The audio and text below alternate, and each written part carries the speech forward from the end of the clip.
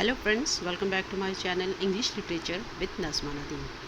तो दोस्तों, आज हम शुरू कर रहे हैं एक ऐसी सीरीज़ जिसमें हम एमसीक्यूज़ को डिस्कस करेंगे। ये बहुत ही इम्पॉर्टेंट एमसीक्यूज़ हैं। जॉफ्री चौसर की सीरीज़ में हम जॉफ्री चौसर की बायोग्राफी और लाइफ को डिस्कस कर चुके हैं। आप हमारे चैनल पर जाकर इससे रिलेटेड वीडियोज़ को देख सकते हैं। तो आज हम इसमें एमसीक्यूज़ को जॉफ्री चौसर की बायो और लाइफ से रिलेटेड इम्पॉर्टेंट एमसीक्यूज़ को डिस्कस करेंगे। तो चलिए स्टार्ट करते हैं आज की वीडियो। तो पहला जो क्वेश्चन है हमारे पास है, why is Geoffrey Chaucer known as the father of English poetry. तो बताइए कि जो जॉफ्री चौसर है उन्हें फादर ऑफ इंग्लिश पोइट्री यानी कि अंग्रेज़ी के साहित्य का पिता क्यों कहा जाता है, फादर ऑफ इंग्लिश पोइट्री या फादर ऑफ इंग्लिश लिटरेचर क्यों कहा जाता है। ऑप्शंस देख लेते हैं। ए, ही पॉपुलराइज्ड मिडल इंग्लिश पोइट्री, कि उन्होंने जो है मिडल इंग्लिश जो लैंग्वेज थी उसमें जो पोइट्री को है उस लैंग्वेज को पॉपुलराइज किया, इसलिए उन्हें कहा जाता है। या ही इन्वेंटेड ड्रामा, उन्होंने ड्रामा इन्वेंट किया। या he wrote only in Latin, कि उन्होंने लैटिन में लिखा यानी अपनी रचनाएं जो है लैटिन भाषा में की। ही फाउंडेड ऑक्सफोर्ड, या फिर ऑक्सफोर्ड यूनिवर्सिटी को उन्होंने स्टार्ट किया, उन्हें उसे फाउंड किया। तो इनमें से ये चार ऑप्शन है। जो राइट ऑप्शन है उसका जवाब दीजिए, आपके पास सिर्फ 5 सेकेंड्स है। तो दोस्तों, राइट आंसर है ही पॉपुलराइज्ड मिडल इंग्लिश पोइट्री। जी हाँ, उन्हें फादर ऑफ इंग्लिश पोइट्री इसलिए कहा जाता है क्योंकि उन्होंने मिडल इंग्लिश जो लैंग्वेज थी, उस वक्त क्या था कि ये लोअर या मिडिल क्लास लोगों की लैंग्वेज थी। उस वक्त जो सोसाइटी थी मिडीवियल पीरियड में, बड़े बड़े लोगों के बीच में, कोर्ट में, राजघरानों में क्या था, फ्रेंच और इटालियन जो लैटिन लैंग्वेज है उसका बोलबाला था। बट जो जॉफ्री चौसर थे उन्होंने जो मिडल इंग्लिश है इसका यूज़ किया अपनी रचनाओं में। तो ये क्योंकि जो जॉफ्री चौसर थे वो काफ़ी उच्च पदों पर थे, बड़े बड़े लोगों के बीच में उनका उठना बैठना था, उनका काफ़ी नाम था उस वक्त साहित्य की दुनिया में, क्योंकि उन्होंने फ्रेंच और लैटिन लैंग्वेज में भी काफ़ी रचनाएं लिखी थी और वो एक गवर्नमेंट ऑफिसर भी थे। तो जब उन्होंने मिडिल इंग्लिश को यूज़ किया तो और उनकी जो रचना थी कैंटरबरी टेल्स, तो ये अपने आप में कंप्लीट जो था, एक कहते हैं ना कि मील का पत्थर साबित होता है। तो इन उनकी रचनाओं ने जो है मिडिल इंग्लिश को एक नाम दिया, एक स्थान दिया, एक रिस्पेक्टफुल दर्जा दिलाया। तो इसलिए उन्हें फादर ऑफ इंग्लिश पोइट्री कहा जाता है। इन्हें फादर ऑफ इंग्लिश लिटरेचर भी कहा जाता है। तो साथ साथ आप जो इम्पॉर्टेंट पॉइंट्स हैं उनको नोट करते हुए चलिएगा। Move to the next question. In which year is Geoffrey Chaucer believe to have been born. अब देखिए, जॉफ्री चौसर जो है मिडीवल पीरियड में वो पैदा हुए थे। तो एग्जैक्ट डेट्स जो हैं वो काफ़ी फ्लक्चुएट करती हैं। ऐसा नहीं है कि एग्जैक्ट ईयर्स पता हों, बट फिर भी जो है काफ़ी सारी जो रिकॉर्ड्स है उस हिसाब से उनकी एक मान्यता प्राप्त जो ईयर है उसको माना गया है। तो 1323, 1343, 1363, 1383। तो देखिए, जवाब दीजिए। Right answer is 1343। जी हाँ, 1343 में उनका जन्म हुआ। Move to the next question.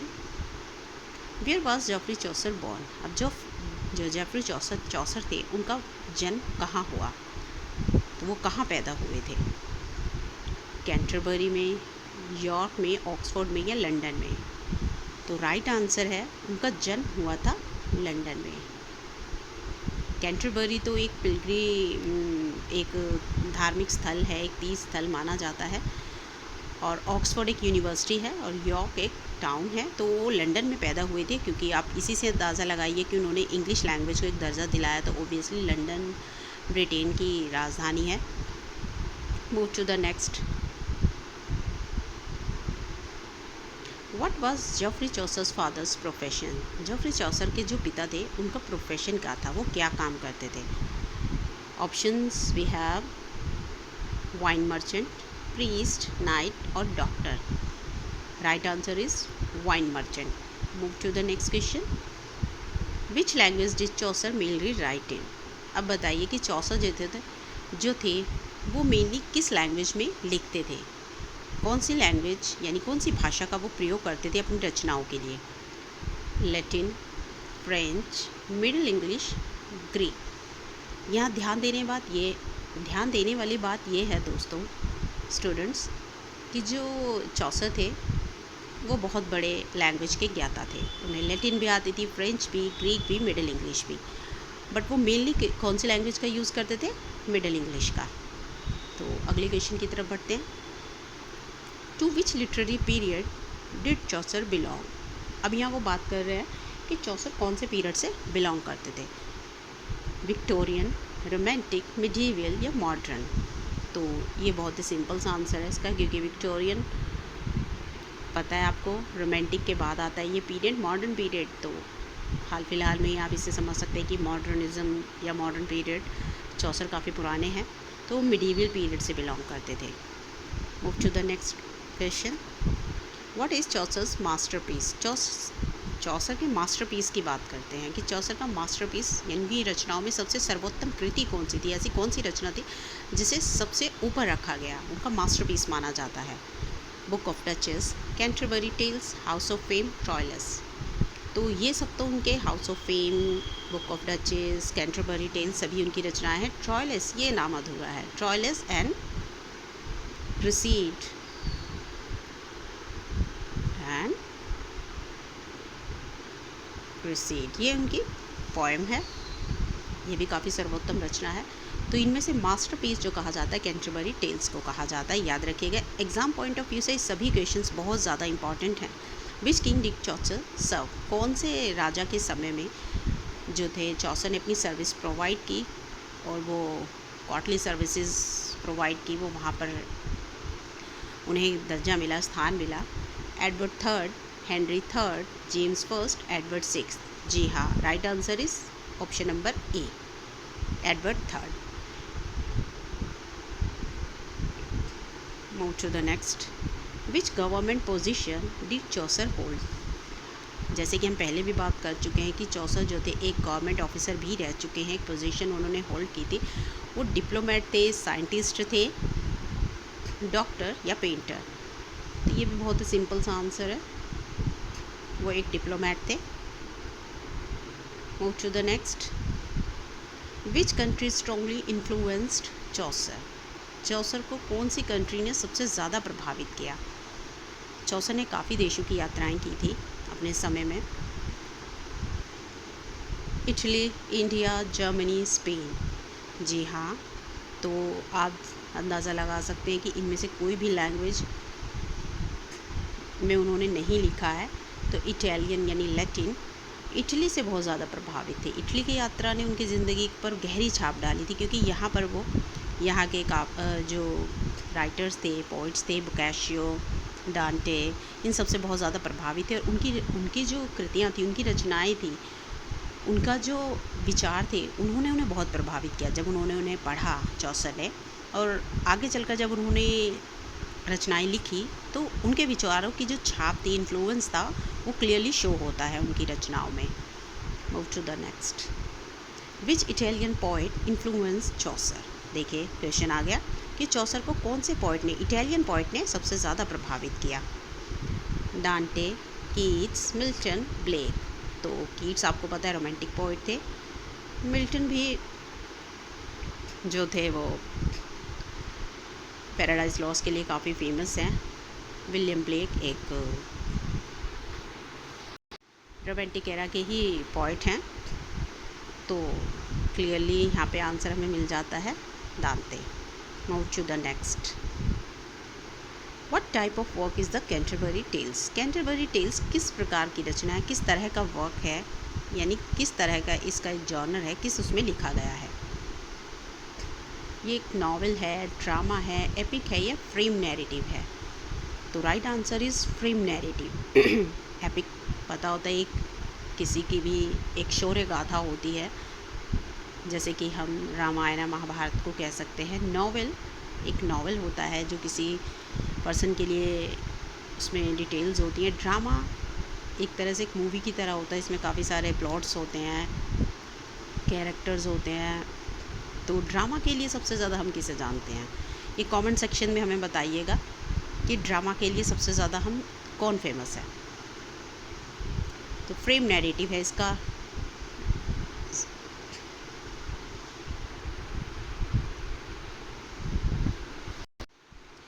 Frame narrative है इसका right answer. Move to the next. From which inn do the pilgrims begin. अब देखिए ये एक यात्रा थी। कैंटरबरी टेल्स जो है एक फ्रेम नैरेटिव है और ये जो है एक यात्रा है, एक तीर्थ यात्रा। तो ये जो यात्री होते हैं वो इनमें एक सराय में ठहरते हैं। तो वो कहाँ, कौन सी सराय है जहाँ से ये जो जर्नी है ये पिलग्रिम से अपनी स्टार्ट करते हैं? टबार्ड इन, white heart, kings in, royal इन। इसका आंसर आप मुझे कमेंट बॉक्स में देंगे कि वो कौन सी इन थी जिसमें से पिलग्रिम जो तीर्थ यात्री हैं वो ठहरते हैं और अपनी यात्रा वहाँ से शुरू करते हैं। Move to the next. Where are the pilgrims travelling. अब ये जो कैंटरबरी में जो ट्रैवलर थे, पिलग्रिम थे, ये कहाँ जा रहे थे, कहाँ की यात्रा के लिए तैयारी कर रहे थे, कहाँ जा रहे थे? तो इसका आंसर बहुत इजी है, Canterbury. Move to the next. Who suggest the story telling contest. कौन है? चलिए थोड़ा सा कैंटरबरी टेल्स को थोड़ा सा डिस्कस कर लेते हैं। इसके लिए हम अलग से लेक्चर्स रिकॉर्ड करेंगे दोस्तों, तो वहाँ हम इसकी जो है कंप्लीट डिटेल आपको बताएंगे, उसको डिस्कस करेंगे। कैंटरबरी एक तीर्थ यात्रा है। टेल्स यहाँ पर जो है नियर अबाउट 32 जो पिलग्रिम्स होते हैं, आपको कई जगह 30 लिखा हुआ मिलेगा, 31, पर टोटल 32 पिलग्रिम्स होते हैं। वो जाते हैं एक यात्रा पर, तीर्थ यात्रा पर। तो कैंटरबरी की तीर्थ यात्रा होती है ये। तो वो एक इन पर रुकते हैं और उसका जो होस्ट होता है वो होता है हैरी बेली। याद रखिएगा, हैरी बेली उस जो इन है, इनका नाम आप हमें कमेंट सेक्शन में ज़रूर बताएंगे। तो वहाँ से ये शुरू करते हैं और वहाँ पे ये जो स्टोरी टेलिंग के कॉन्टेस्ट स्टार्ट करते हैं, क्योंकि 32 होते हैं। तो वो सभी के लिए जो है एक कहता है कि अब ये यात्रा जो है इतनी लंबी है, इसको कैसे पार करेंगे। तो सभी जो होते हैं उसमें शामिल यात्री, सभी को 24 यात्री होते हैं, सभी को 2-2 स्टोरीज़ सुनाने के लिए कहा जाता है कि 2 जो आते हुए में, 2 जाते हुए में। तो ये 124 स्टोरीज़ बन जाती हैं। तो बट ओनली 24 स्टोरीज़ ही जो है उन्होंने लिखी हैं।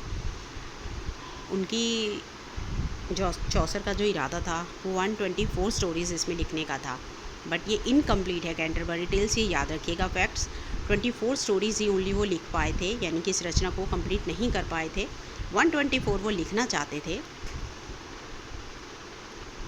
तो move to the next.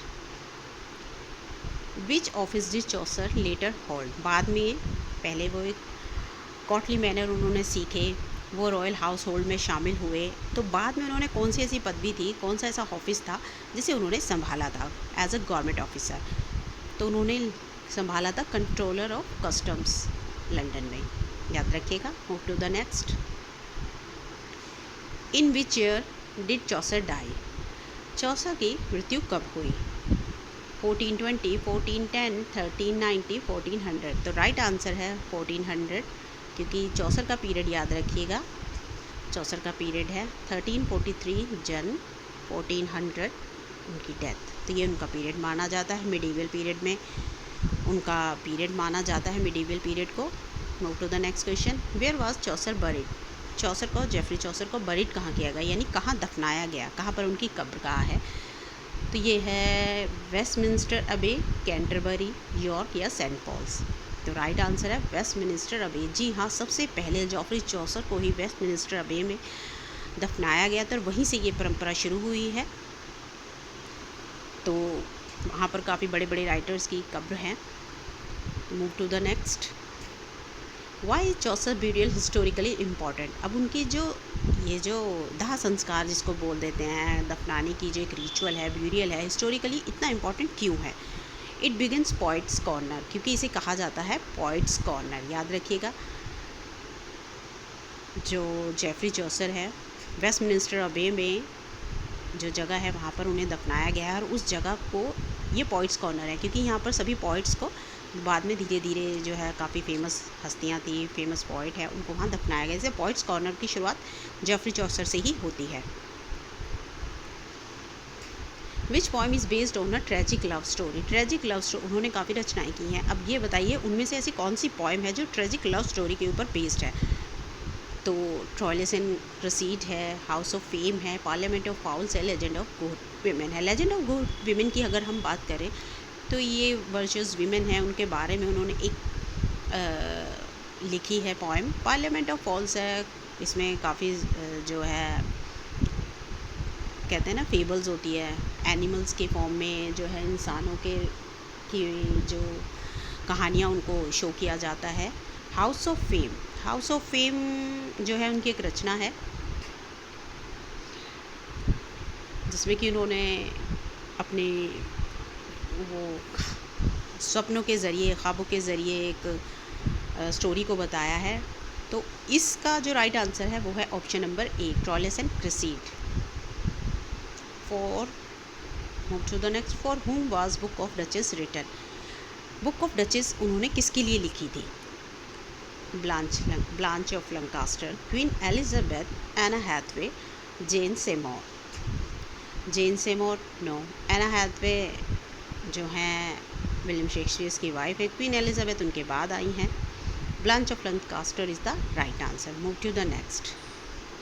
What is the main theme of Parliament of Fowls? Parliament of Fowls का थीम क्या है? War, love and choice, religion, politics. जी हाँ, इसका जो राइट आंसर है वो है love and choice.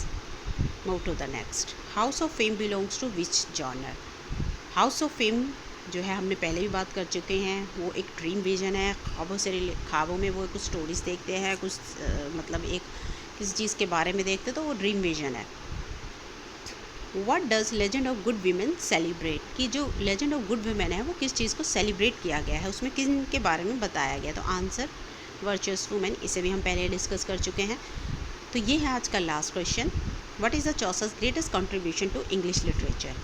Developing middle English literature, inventing printing, creating sonnets, writing first novel. No, तो राइट आंसर है डेवलपिंग मिडल इंग्लिश लिटरेचर। तो दोस्तों हमने यहाँ पर 1 to 25 जो है उनकी बायो और लाइफ से रिलेटेड MCQs को डिस्कस किया है। तो ये एग्ज़ाम पॉइंट ऑफ व्यू से बहुत इंपॉर्टेंट है। ये जो हमने सीरीज़ स्टार्ट की है जेफरी चौसर की, तो जेफरी चौसर को इंग्लिश लिटरेचर में सबसे पहले जानना और समझना बहुत ज़रूरी है। अगर हम इंग्लिश लिटरेचर के कवियों को या राइटर्स को समझ रहे हैं, उनकी लाइफ को जानना चाहते हैं, तो जेफरी चौसर सबसे पहले राइटर है। तो इस सीरीज़ में धीरे धीरे हम बाकी सभी राइटर्स को भी कवर करेंगे। अगर आपको हमारा ये लेक्चर अच्छा लगा दोस्तों, तो प्लीज़ हमारे चैनल को सब्सक्राइब ज़रूर कीजिए, और बाकी जो इससे रिलेटेड वीडियोज़ हैं आप हमारे चैनल पर जाकर देख सकते हैं। तो मिलते हैं नेक्स्ट वीडियो में नेक्स्ट वर्क के साथ, नेक्स्ट राइटर के साथ। तो तब तक पढ़ते रहिए, खुश रहिए। Thank you.